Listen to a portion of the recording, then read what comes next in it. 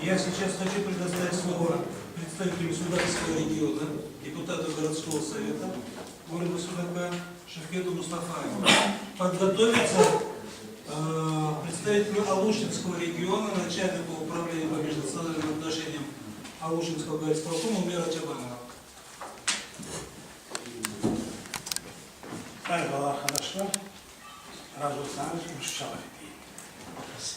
Către meseleler pek ağır büyük, onun için yeni televizde o kadar derin anlatmaya kıyım. Kısa. Только ağır meselesini yaxşı. Сегодняшнее обсуждение вопросов, которые на повестке дня, невольно затрагивают целый спектр проблем, которые стоят сегодня перед крымскими татарами. Мы сегодня с вами обсуждаем тактику борьбы, ставим стратегические задачи и пытаемся найти ответы на эти проблемы. Если позволите, я два слова просто скажу по тем проблемам, которые вот актуальны, и скажу свое видение. Первое. На сессии городского совета в Судаке на прошлой неделе мы поставили вопрос о признании, или даже не признании, а реализации закона о региональных языках. На территории Судакского городского совета. Да, на территории, естественно, Судакского городского совета.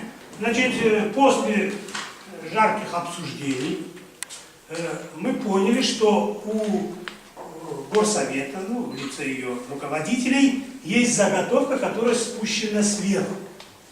Они на сегодня не готовы принять региональный закон за основу по Крыму.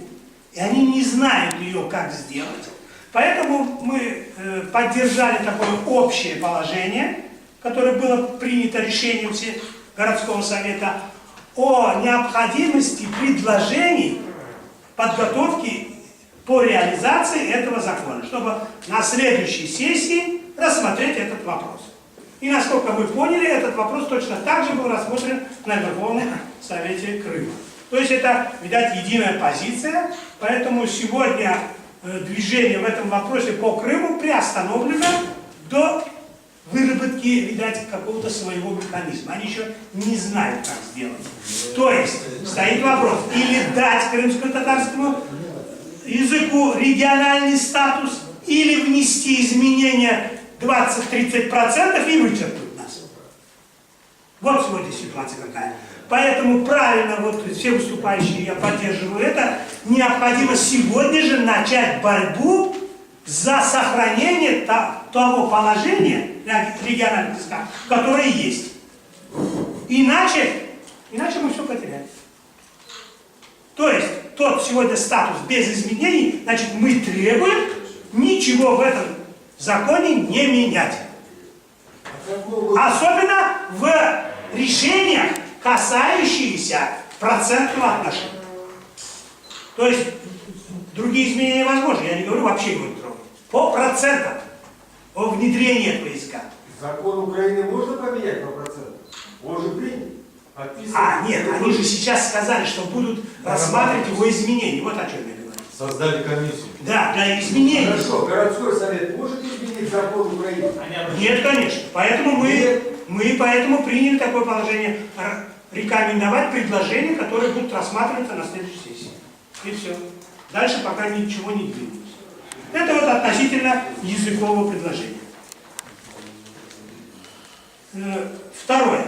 Значит, здесь очень много говорили о методах, которые мы используем в нашей борьбе и которые предполагается использовать. Здесь уже несколько раз говорили, я в прошлый раз тоже говорил, никто нам ничего не даст. Как бы умно мы ни говорили, как бы умно мы ни писали, только наши активные действия по протестным акциям могут сдвинуть что-то с мертвой точки. В остальном это будет вот эта красивая говорильня, которой мы занимаемся. Неужели это непонятно?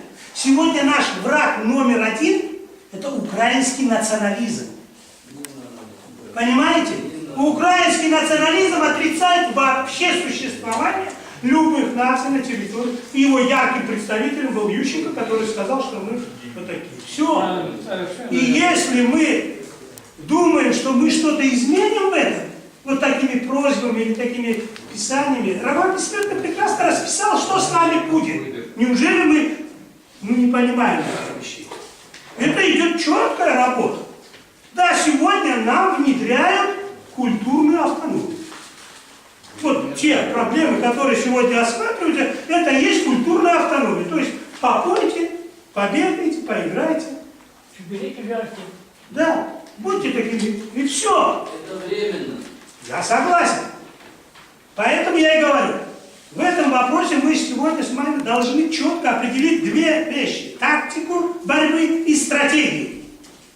Тактика борьбы – это борьба против культурной автономии, которая сегодня нам насильно навязывается через АТР, ну, я уже государственную телевидение вообще не говорю, через газеты, контролируемые ими.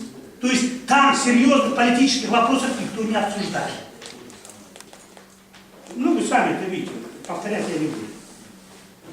И мы должны вот в этой нашей работе четкую методику разработать. Вот о чем мы должны думать и говорить сегодня. Как противостоять вот этому. Можно, конечно, красивое обращение написать, но это недостаточно. Это очень-очень мало. И мы это знаем.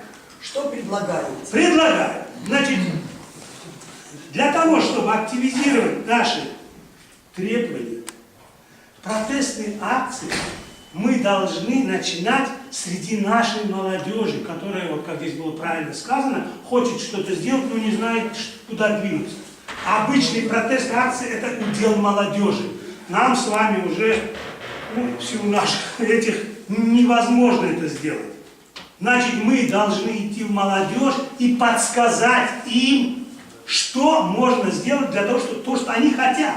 Из того, что они хотят, как это сделать. Если мы это не будем делать, они тоже так же будут сидеть и не знать. Это первое.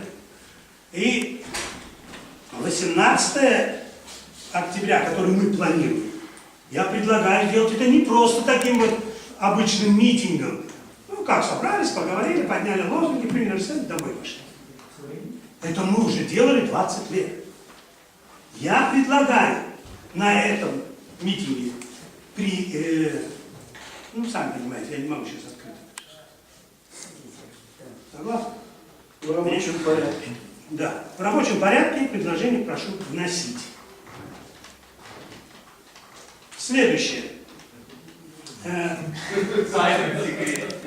Нет, ну, ребята, не забывайте, где вы живете. Мы в советское время почему занимались петиционными проблемами и боролись как будто вот этим методом? Потому что мы требовали выполнить то, что у них написано. То есть мы были внутри этой системы и говорили, что мы тоже... Так, я заканчиваю с вами. Мы тоже с вами там вот, только нам кусочек дайте. Сегодня в Украине ситуация полностью поменялась. Мы не внутри Украины, нас нет. Понимаете? Нас нет ни в паспорте, ни в Конституции, нигде. Вы просто граждане Украины. Вот в чем разница. И сегодня петиционная борьба, ну это детский лет. Вот и все. Поэтому я считаю, что петиционная программа, разработанная нами, должна отойти от этих петиционных программ. Все. Закончилось время писанины и объяснений. Если народ не хочет или не может построить свое государство, он обречен. Мы с вами тоже. Все, спасибо. Можно вам сказать? Нет, выступление сказали без вопросов. Нет, Поэтому я я... что-то скажу. Пожалуйста, когда будете. В частном порядке.